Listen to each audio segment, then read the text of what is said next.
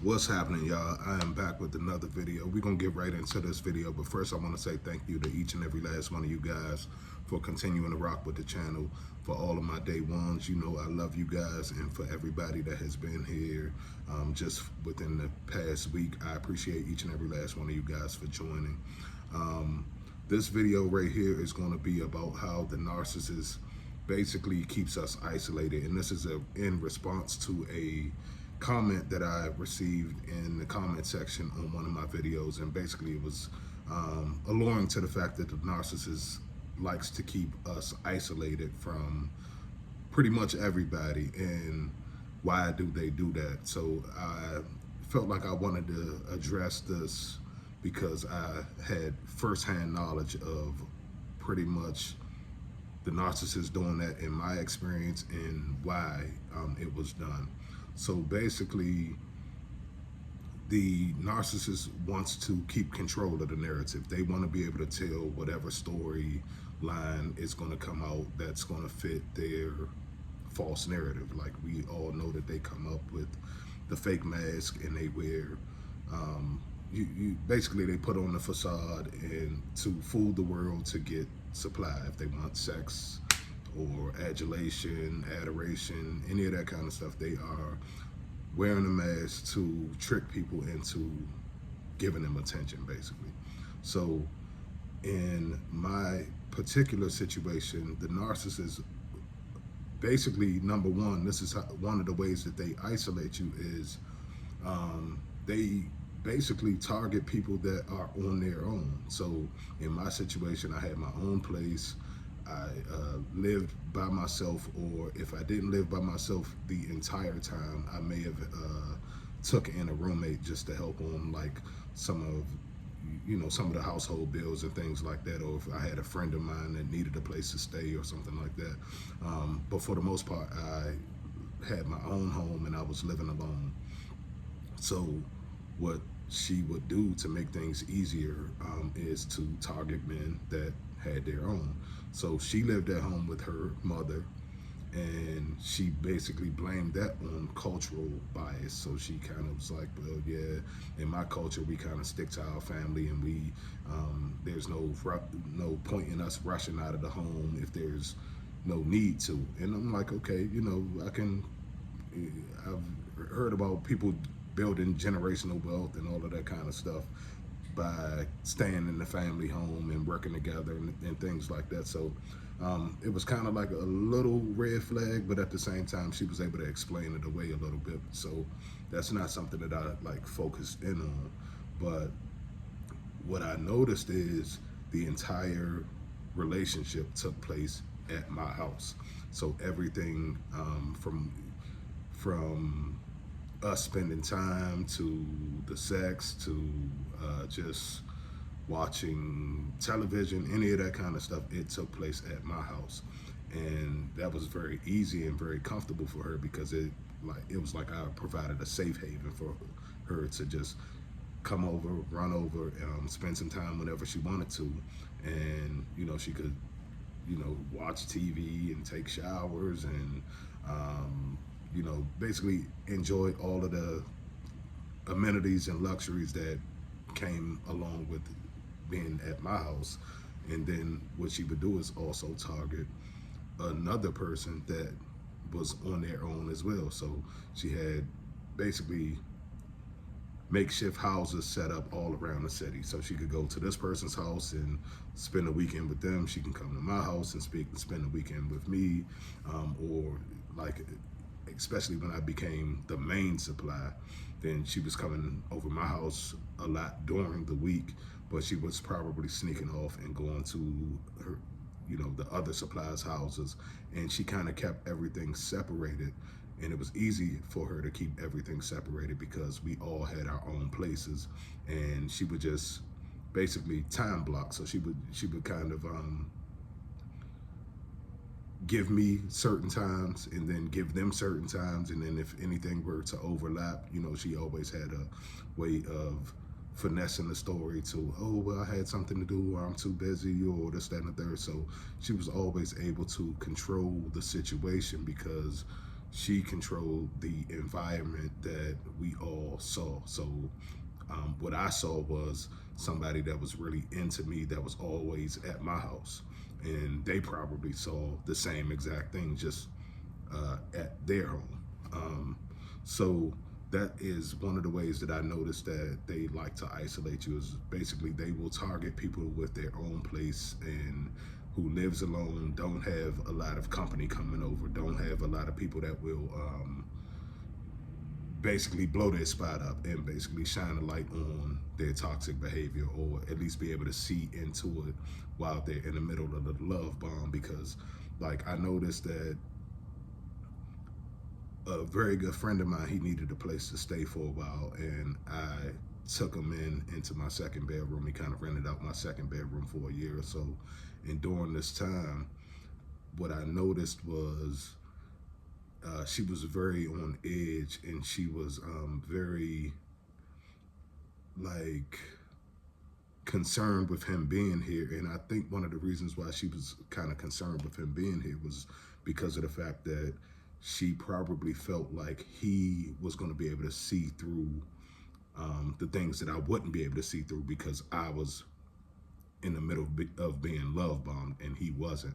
And so because he would, be able to see through her toxicity, then basically it was always kind of extra concern when he was here, like, when is he leaving, or how long is he going to be here, is he going to be here for the next few months, and all of that kind of stuff. It was always kind of like an issue that my friend was here, and she had known my friend as well for years, so it wasn't like there was any personal issue between them or anything, but it was just he was kind of in the way of her being able to control the narrative, and he was going to be able to see too much of the abuse that she was trying to do behind the scenes. So I encourage you guys definitely to keep your loved ones, everybody that truly has your back and truly loves you, man.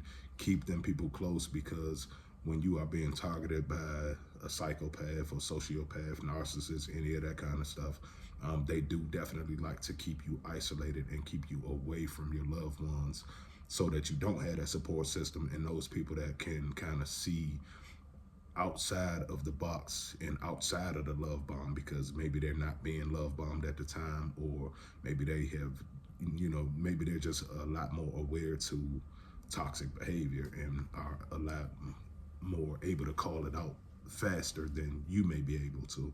So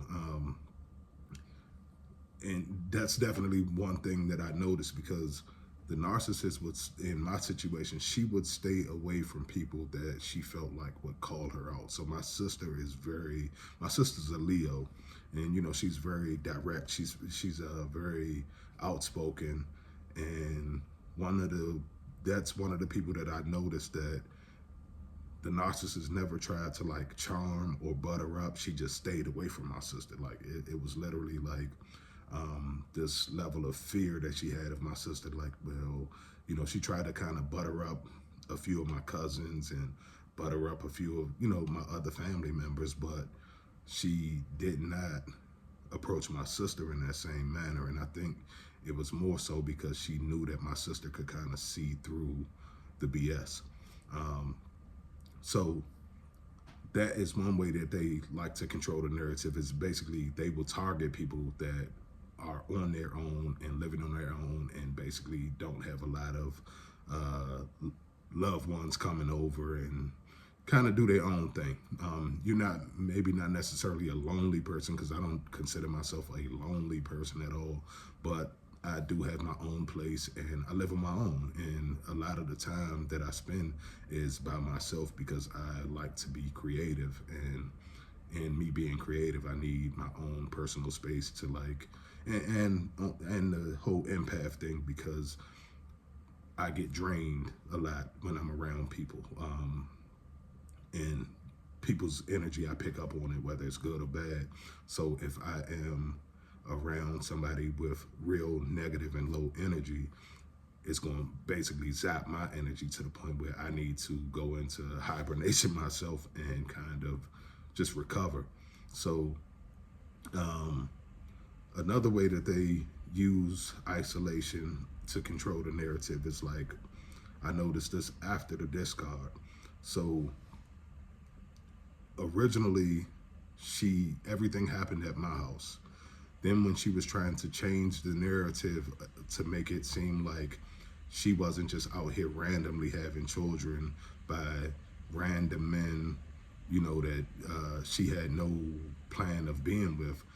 Then she wanted to bring me around her family, but it was very controlled the way she did it. She would invite me to like certain parties where she knew certain family members would be, and again, she controlled the narrative on that. So she would only invite me to certain parties or certain events that would happen at their home, and it wasn't like a situation where I would just go to her house and just go meet her mom or hang out with her and her son or anything like that. It was always like a party setting or something like that. And it's somebody that I had been dating for, almost a year and a half at this point.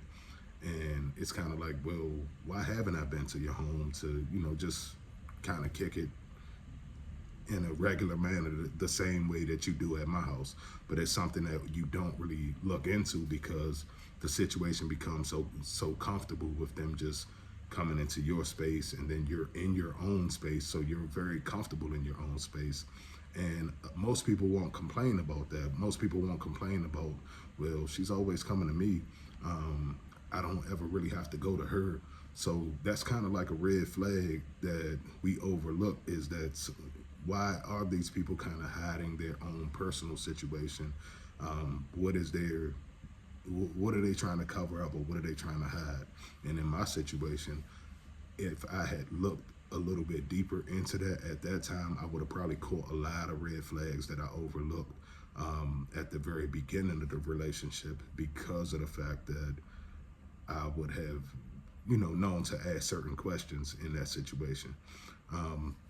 But like I said, another way that the narcissist will use isolation is, now after the discard happened,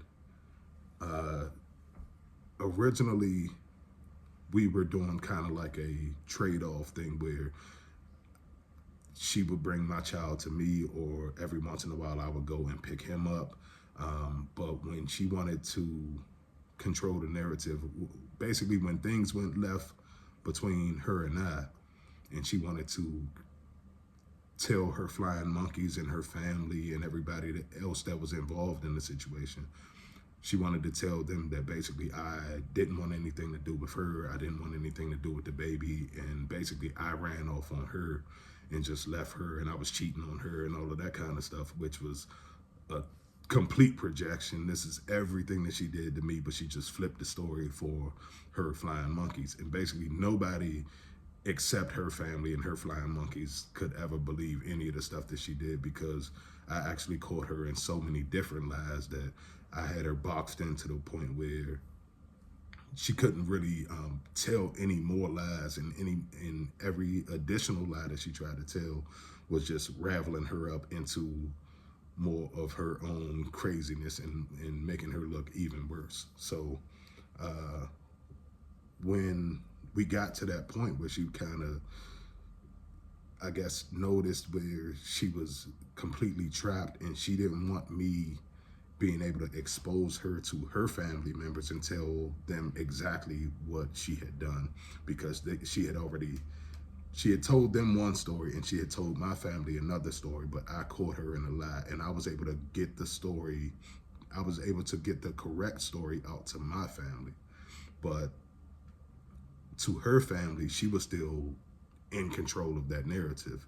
So now that she wants to protect the narrative that she has told her family and her flying monkeys, now she wants to keep me away from them. So originally she wanted me to engage with them, because she was trying to control the narrative of, okay, hey, we're together and we are doing so well, and all of that kind of stuff, and I'm not just having a baby by some random person. And once she basically played that part, then it flipped. And once it flipped, it went to the position of, okay, he doesn't want anything to do with the child. He doesn't want anything to do with me. He just left me. And what that looked like is, now this is real subtle. So one day we were having a conversation and I was able to, go to her house, pick my son up and all of that kind of stuff. And that's kind of what we had in place. When I found out a little bit more about her cheating and all of that kind of stuff, I just got to that point where I got fed up and I cut the whole situation off. Now, when I did that and when I cut the entire situation off, she wasn't expecting me to do that, but she had to get in front of the story to her flying monkey. So she had to run back to them and say, oh, well, I was trying to work it out and he just left and I don't know why he did that. And basically she tried to lie and get in front of the story on that side.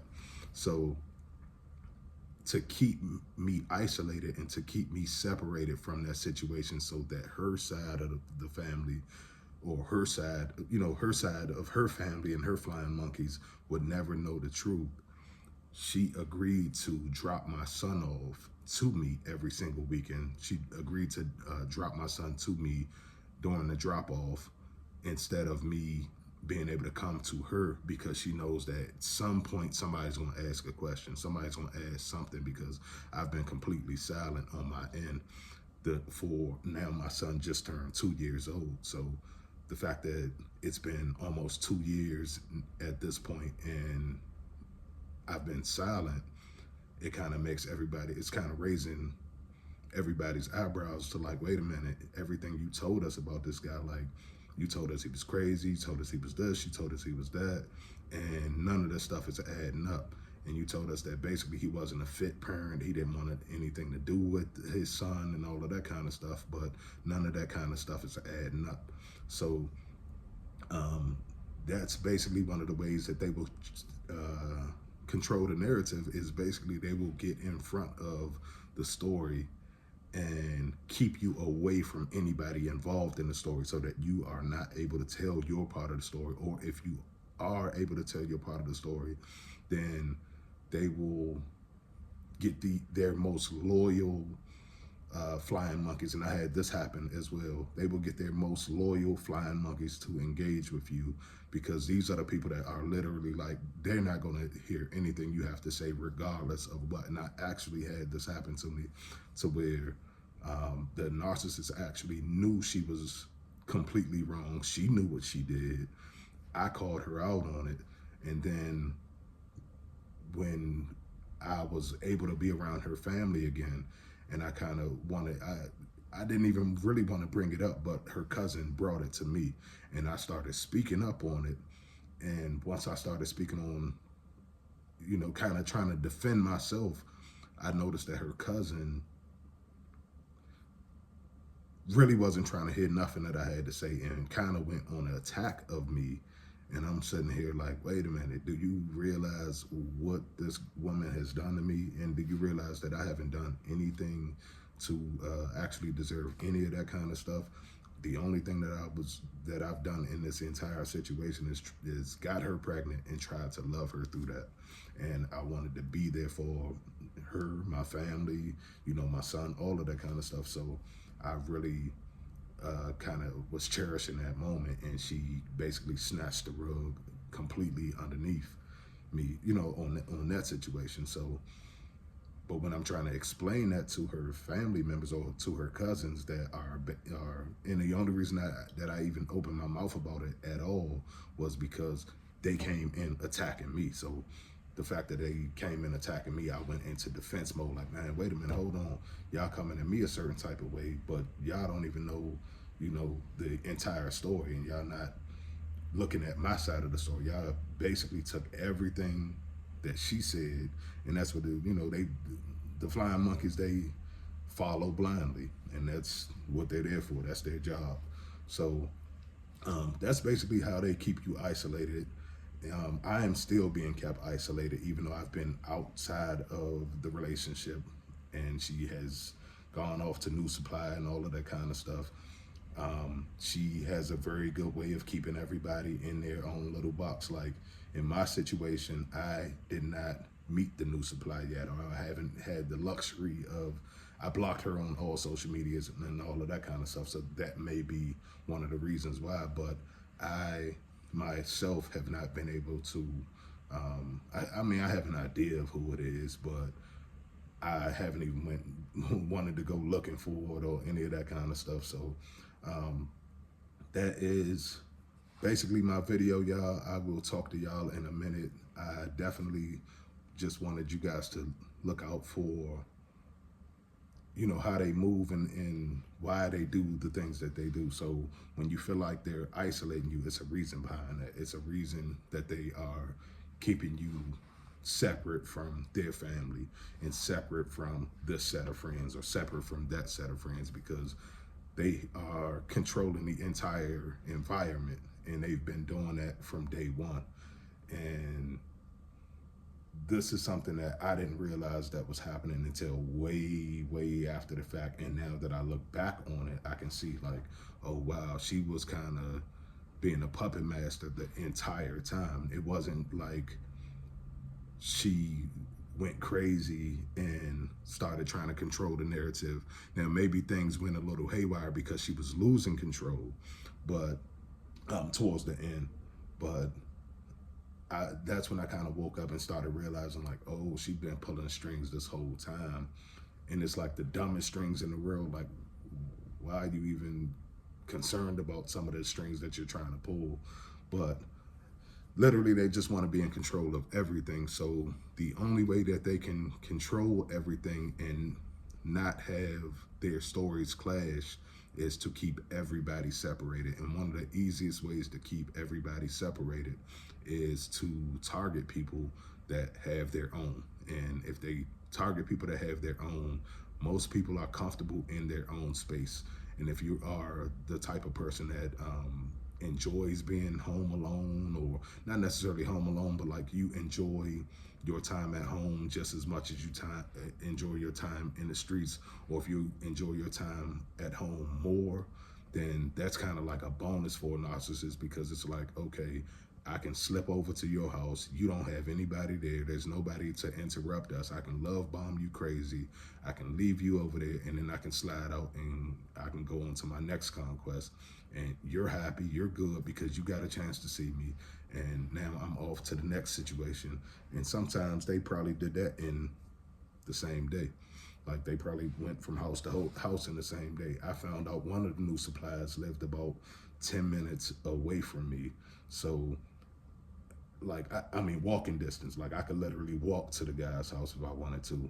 So that is something that they will do just to keep control of their stories and not have things clash. They will keep you separated from every single thing and every single body in the entire situation until it serves their purpose of whatever story that they're trying to portray at that moment. And the thing about their story is it can change on the fly depending on what happens in your circumstances. So like in my case, when I started waking up and I started catching on to her lies, that's when I was kind of just written out of the story. I was written out of the story because I started catching on to the story. So that's my video, y'all. I will talk to y'all in a minute. Salute to the entire family. If y'all are new here, go ahead and subscribe to the channel. Hit the like button, and I will be back in a minute to give y'all some more content, man. Love y'all.